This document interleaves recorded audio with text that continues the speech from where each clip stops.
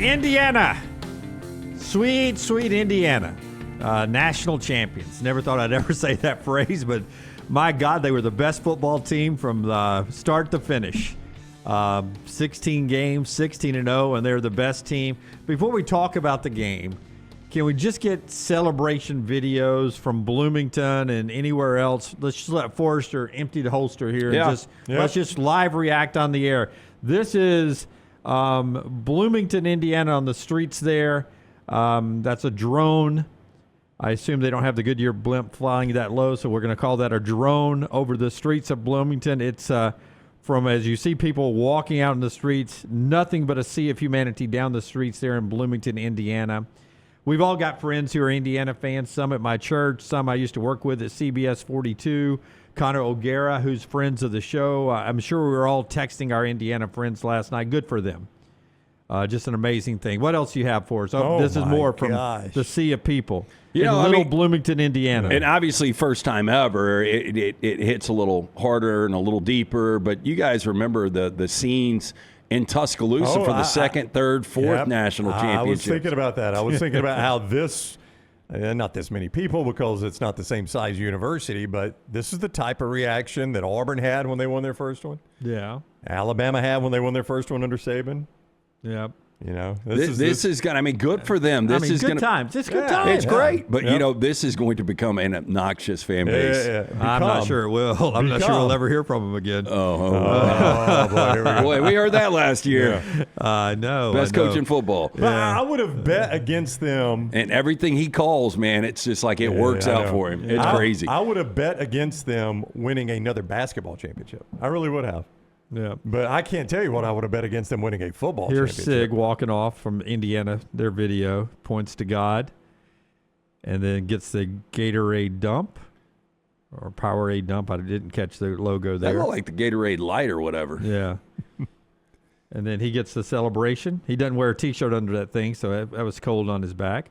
I mean, you're right. He makes the right calls. We'll talk about the game in a second. You got any more celebration, Forrester? Anything else you want to get out of the Did you see our man Ian standing next to Mendoza at the end there? Yeah, I saw. Well, I mean, I teared up. I teared up when Fernando hears the trophy being raised. Yeah. Look at that. That's really cool.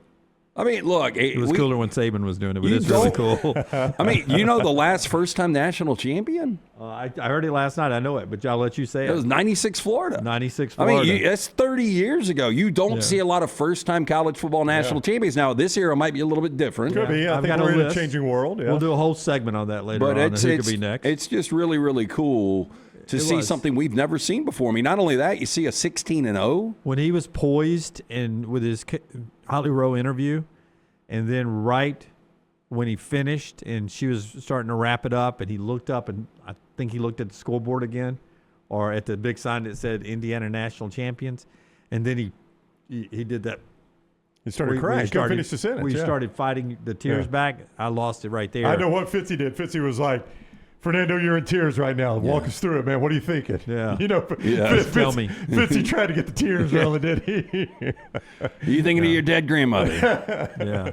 And his mom, and his mom. That's a really cool story. It really is. The way my wife brought that up. She had read it somewhere as we were watching the game. She's like, you know what I think is cool? It's like, what? She's like, his dad doesn't stand so he can celebrate with his mom. Yeah. And I was like, yeah, that is really neat. Doesn't walk around. Yeah. It's really cool, but I mean, how tough it'd be to restrain yourself on, like the 4th and 4 moment. Like I don't think I could do it. I don't think so either. You mentally try to train yourself to sit and celebrate with your wife, but man, I'd be leaving my feet. I'd go crazy. I've got a family member and a dear friend, both of them women that are battling MS, and it's just a lot of horrible diseases out there, and to see her going through the joy with her son and the love that family has for each other.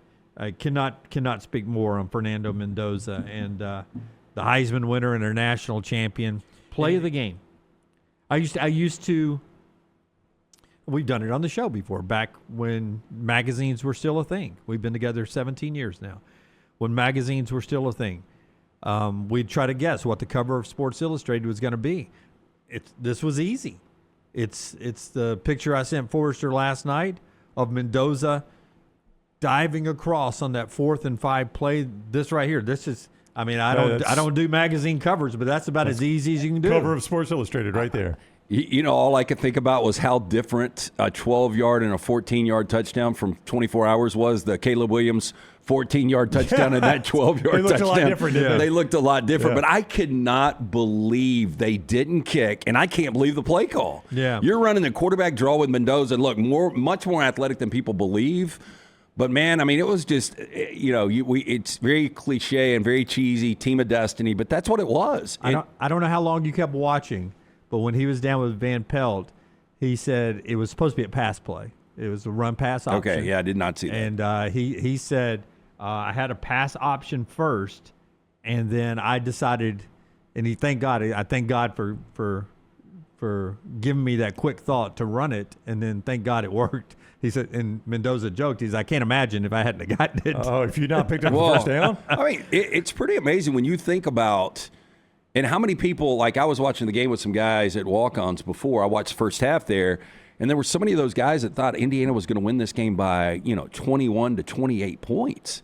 And the game played out perfectly for Miami outside of the missed field goal in the first half. I mean, it really came down to two plays, the Mendoza touchdown and the block punt. Yeah, I mean, special teams kill Miami. You doink a field goal, and you get a punt block for a touchdown. That's 10 points, and they lost by 6 points. I mean, you play clean special teams, you're right in. I mean, they were right in it at the end anyway. You play clean special teams, Indiana may have to make a heroic play just to win the thing. Yeah, I mean, Clyde brought this up. Look, I mean, they have got to be good on third down. They were 3 of 11. They've got to have less penalties and less turnovers. They had more penalties. They had more turnovers. And, this is characteristic for this Miami team as they make these mistakes. And, boy, they were still in it because of that defense. I'm with you, though. I thought they would kick right there. Yeah. When he had to start using a timeout, then. Oh, I didn't think he would kick. I was just saying. I thought he would kick. Yeah. I thought he would kick. Yeah, I thought that was crazy to go for that. See, I didn't. What you're up? They're up 3 at that point. Up 3. You put them up 6. I mean, the defense is playing so well. Yeah. I mean, I know, but a touchdown you're going to lose either way.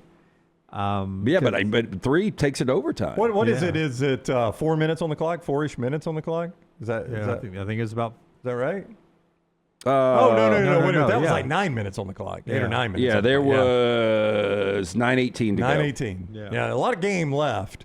Yeah, I kicked for sure. I think I would have kicked too, and I really thought he was going to. And I mean, you call the timeout, you call the play. I did not realize that was not the play they called, or not the exact idea of the play they called. Right. Options. Well, I mean, there's great explanations. Let's listen to them afterwards. Let's go Fernando Mendoza first, cut number 7, Tyler, if you will, on the 4th down touchdown run, and then we'll circle back to Cignetti talking about Mendoza. But here is, before we play this, I don't know why it bothered me so much, but as I watched him do his post-game interviews in that shirt, it's like they gave him the wrong size shirt. It's like he's still got his shoulder pads on. His shirt is it's huge. Yeah. It's like it should be an offensive lineman shirt. I know he'll get a better fitting T-shirt, multiple ones. Do they give him maybe the big where they think they might throw it over the pads there on the stage? Yeah. And maybe that's what he did first, and then he took it off and went back out with terrible looking shirt anyway. Oh, it really is. It really is. Okay, here's Fernando Mendoza. You know how many of those they'll sell in Bloomington today? All of them. Well, as everyone is telling me, like Tim, go back to the Forrester if you can, the diving touchdown picture. Right. Tim makes a great point. He goes, I don't know if Indiana has a Daniel Moore, but that guy's rich today. Oh, yeah. Danny ought to do it. Yeah, no, he should. He might. Yeah, just do it and sell them up there. You'll sell all you want. Yeah. Worth the canvas and the paint, Danny. And to your point, you don't even have to think about the play. I would have been up all night, Danny. Yeah. I mean, Jeff and Rusty listen to us. Hey, guys, text me if you guys are planning on doing this. Sure. Let us know. Let's just go we'll ahead. promote the hell out of it for you. We'll give you a little seed money if you need it. If we get a percentage. I mean, knowing what this fan base spends and with 800,000 plus. Yes. I mean, what is I hate to do this to Danny, but just a normal size Daniel Moore painting? I mean, 1,000? I don't know if it's that much. I think 500. 500? So you telling me every Indiana fan breathing wouldn't spend $500 on that painting? Yeah. I bet 100,000 would. Yeah. Do the math. Oh yeah. I mean, so I'm with Dunaway. I don't mind the seed money here. Yeah. I think Danny's okay. I'd been pouring coffee down Danny's throat. I don't know if you guys noticed. Keep painting, man. Keep painting, man. We do a pretty good job on the whiteboards on our upset alert. We could try to collaborate here, put this thing together, and send it out before anybody else. Oh. I'd have been behind Danny all last night, poking him with a stick. Don't all-nighter, man, all-nighter. You don't have to pee. Yeah. That's the state of mind. Can you not paint in the back of the van as we drive to Bloomington? Come on, Daniel A. You know what A's for? A's for an all-nighter. That's Let's right. go. Let's go, Danny. Here's Fernando Mendoza on that 4th down touchdown run. That was an iconic Vince Young-esque moment. A big concept that we've really had on ourselves this year is always betting on ourselves. Whether it's preseason, no one thinks we can make it. Whether it's figuring it out in situations like Oregon, Penn State, and Iowa, we've always figured it out. And whenever Coach Signetti, Coach Shanahan, they called that play, we knew, hey, we're going to bet ourselves one more time in the biggest stage of the game. And at that point, I took the drop, and it wasn't the perfect coverage for it, but I trust my linemen, and everybody in that entire offense, an entire team, had a gritty performance today, and we're all putting our bodies on the line. So it's the least I could do for my brothers.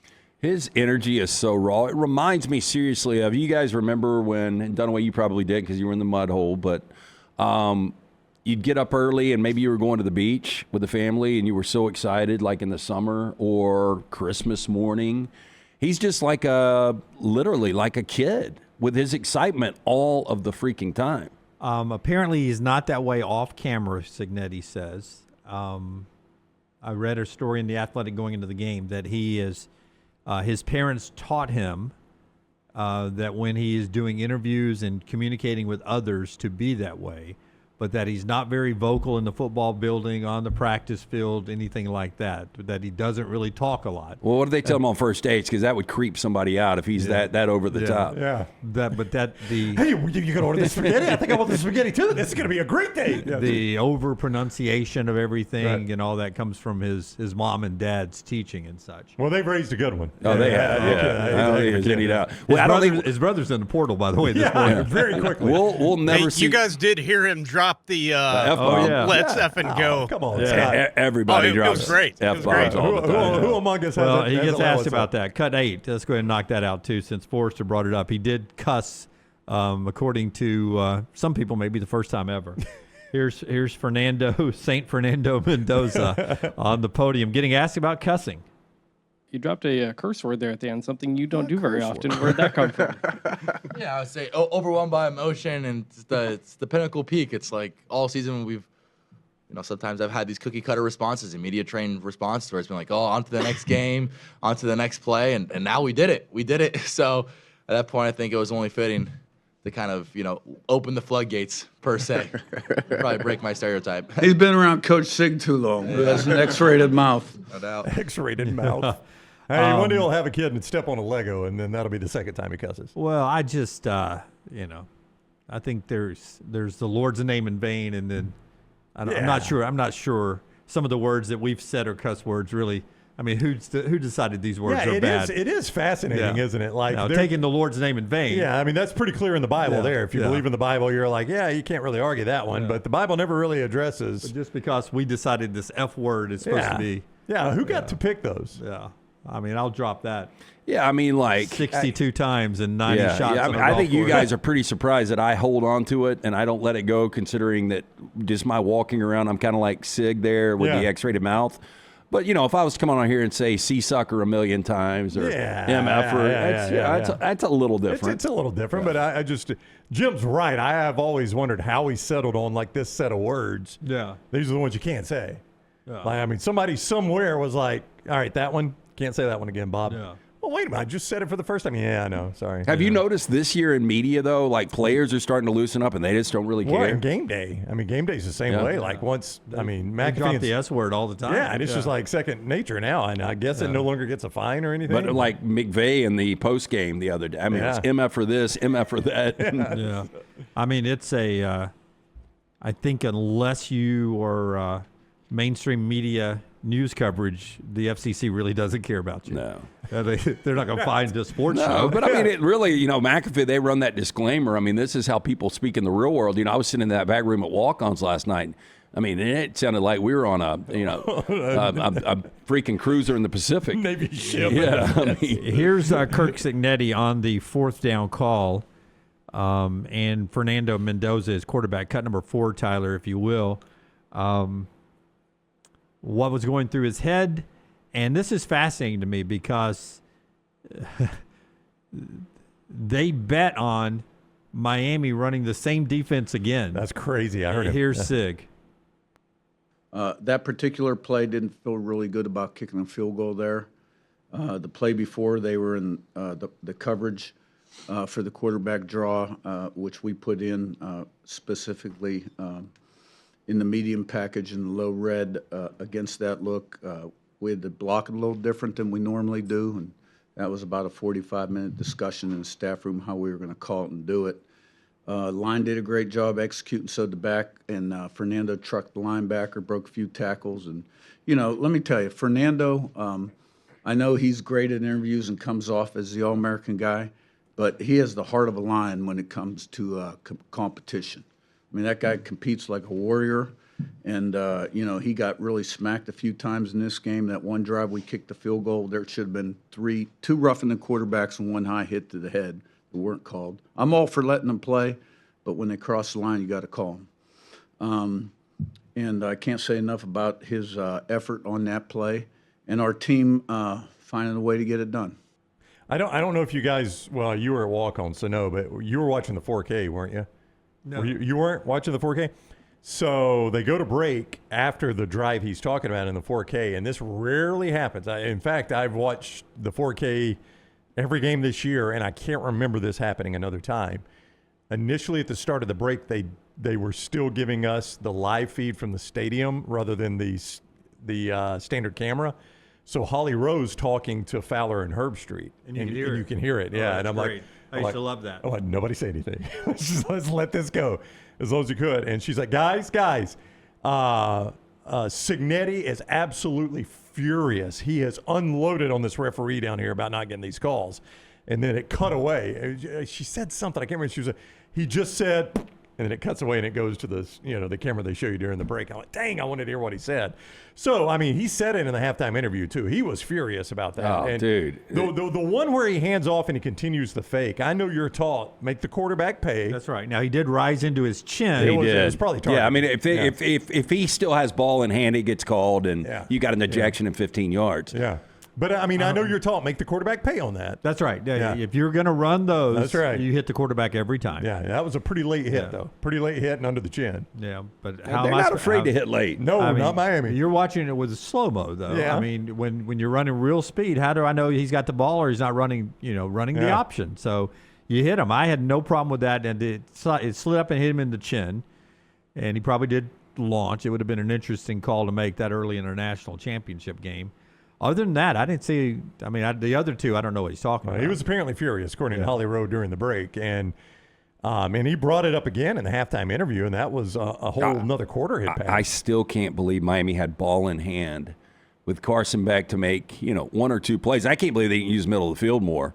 Like, you had 40 seconds. Had plenty of time. Yeah, plenty of time with the clock stoppage. And Malachi Toney, that's where he's going to beat him, is the middle of the field. Oh, and that's all I do, man. You saw what he did on the drive before. Yeah. Like, I didn't understand. I mean, it was a terrible read. It was. And I felt like, and Brown made this point, and they did on the post game as well, they suckered him into that throw. But I think if he throws it for the end zone, leads him to the pylon, just lofts one for the back of the end zone, I think the guy's going to beat him to that back of the end zone. Yeah, but it's a genius. I mean, it's a great disguised defense where basically the corner knows he can play off because he's got the safety. Carson Beck doesn't think he's got the safety. You're gambling on that, and the cornerback played it perfect. Man, I'll give him credit. I thought that right after the interception, he tore his ACL or something. Oh, I did when the kid went down? Yeah. Yeah, of course, then he got up, took his helmet off, got 15. Jamari Sharp. Yeah, People were upset about that flag. I mean, it's automatic when you take your helmet off. Doesn't matter. It doesn't matter. You're taking knees. Yeah, you got to give Miami credit, man. They didn't do crap in the first half, and that defense kept them alive. Whatever adjustments they made at halftime, man, they were going up and down the field on Indiana's defense like very few teams, if any, have this year. Do you think, and because this came into play, I ended up going 1-1. I had Miami in the under 47.5. That last field goal from it's a tough one. Yeah, from Indiana actually put it over. But if you don't have the penalty on the false start, you've got a second Game's and one over. there. Game's over. Yeah, I think they get the first down and the game ends at 24-21, right? Yep. That false start kept Miami alive because the way they were running with Hemby and Black, excuse me. I mean, you've got basically they're going to take 3 plays to get 1 more yard. Yep. And they're going to get it the way they were running the ball. That false start kept the game alive, and it was a twitch, but that was a clear false start. You got to call that one. And how Right, I about- mean, he took accountability. Oh, It he was did immediately. And I was just blown away, like when Reuben Bain ran past that guy the first time. Like the guy was not even out of his stance, and Reuben Bain was past him. And they're like, this guy is a Walter Camp All-American and the Big Ten Offensive Lineman of the Year. And I'm like, Reuben Bain just made him look like an idiot. Yeah. But I thought Miami played really well everywhere except their offensive line against little Indiana's defensive line, and that was the difference. When they couldn't, they had 65 yards in the first half. When they couldn't get those 3rd and 1s, and I guess sometimes 4th and 1s, but those 3rd and 1s, 3rd and 2s, it just didn't make sense. Well, and Fletcher was a big factor. I mean, obviously the long run, but overall, I mean, they were able to run the football. Yeah, except when it was 3rd and short. Yeah. They couldn't run it, and I didn't think they were very creative on their play calling in those situations either, especially in the first half. But in the second half, it was such an entertaining game in the second half. More on the game. Hear from Mario Cristobal here in a second. Indiana's your national champions. Big Ten's won 3 straight. A lot to talk about there, too. LT hinted that a lot of people didn't believe Indiana could back up last year with what they did this year, and I assume people will doubt them again next year. But here's Kirk Cignetti, the national championship winning coach at age 64 for Indiana. And as he opened his post-game statement last night, he tried to put it all into context, what had just happened to this great university. Hard-fought game. Give a lot of credit to Miami. It was a real gut check. We found a way. It's credit to our guys' resiliency to find a way to get that done. It's a great thing. Indiana winning the national championship 2 years into our tenure. You do it with people and a plan. Can't say enough about our senior leadership and the people we have in the locker room and the people we have on our staff and our strength and conditioning staff, support staff, and the commitment we received from President Witt and Scott Dolson. I would like to say our NIL is nowhere near what people think it is. So you can throw that out. And we're 16-0, and I guess we're 27-2 since Indiana, but we're 16-0. 16. National champions at Indiana University, which I know a lot of people thought was never possible. It probably is one of the greatest sports stories of all time, but it's all because of these guys and the staff. So proud of them, and it's a great night. Best active coach in college football right now. I think it's really hard to deny. It's tough. I mean, once you win one, it's hard to deny. 27-2 at Indiana. And he made That's insane. And he made calls during the game. Yeah. That are just brilliant calls. And he's so calm, like his demeanor. Yep. And Well, he's almost robotic. He did break a headset last night, so Well, yeah, I mean, he learned that from the best. But, I mean, you're right. Otherwise, he doesn't get caught in the emotions of the game. You don't see him celebrating a whole lot. You don't see him, he'll ride the officials, but he moves on to the next play. He does everything the way you want it done. I don't know. I mean, if you've got a college football program, I think he's unique. But he's the type of coach you want. I know we're going to do the exercise in a little bit on Way Too Early. I'm just looking back at the 40 and 40 I sent you on May 7th of 2025. Where'd you have Indiana? I had Indiana at 22. Yeah, I had him at 27. Did I have Or him maybe ranked? we had him at 27. I had Miami at 16. Yeah. All right. Hey, I mean, it's a different world. I think I had Miami 10. Different world. There's one thing every coach is passionate about doing is letting you know that their NIL is not as big as what's being reported. Yeah. Well, they are thin-skinned about that, aren't they? Yeah. They do not want you to think their NIL is big. I believe it was this team. It's not as big as a lot of others. Now, next year's team and moving forward, I think Indiana will be up there with the best of them. Yeah. I mean, Josh Hoover was not cheap.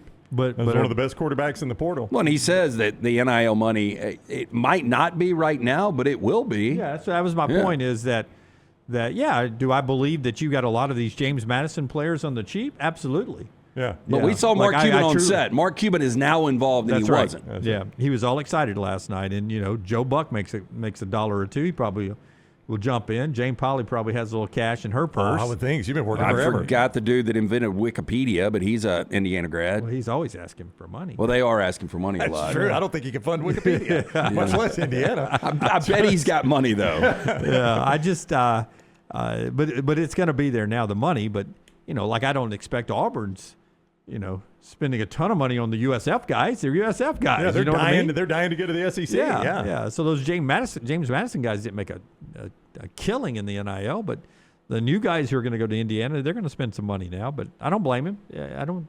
I didn't think they bought this thing. Do you? No, far from it. This is Far an from it. incredible coaching stability. Obviously, Signetti's not only a fascinating coach, an outstanding coach, but he's also got an incredible eye for talent. I mean, again, his philosophy, the production over potential, it worked out to the highest degree. The maturity of this team. What was the average age? 21 point something? Oh, older than that. Average was older than that? I think so. Oh. That's There's a pretty lot of old. old That's a pretty dudes. old team. Yeah. Well, I mean, they pointed out, again. I thought it was 22.5. My wife was It might watching with me last night, and they pointed out some guy was 24. She goes, he's 24 years old. I was like, baby, this is a different world of college football you're That's watching. right. Guys play forever Yeah, now. and we used to get made fun of for graduating at 23. I know. I asked Forrester before. I was working my way too early this morning, and I was like, "Hey, is Gunnar Stockton back?" And we were doing a little research, and I looked. I said he's 21, so that means he's got 3 more years of eligibility, right?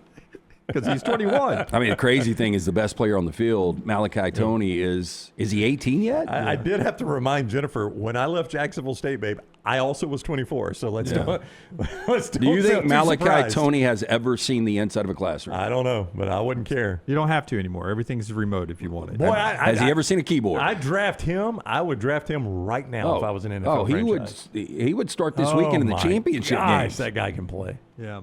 And then there's Carson Beck. Give me cut number 9, if you will.